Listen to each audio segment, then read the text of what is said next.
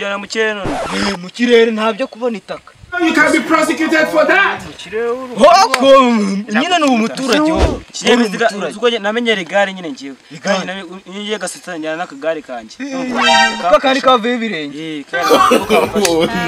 No.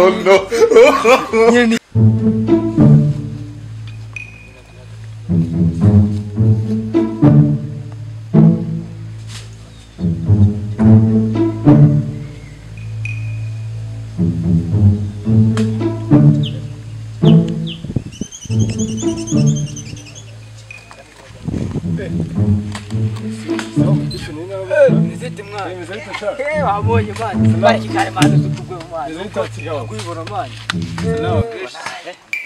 Salama kado neza mani akazi kavuye he umva usanze ari byo ndi kubabwira ngiyewe waheruka kumva ni nabandi nirabaga Kigali umurwa mukuru Kigali rwose ubona bayogoje ubona ari maze nirasana mama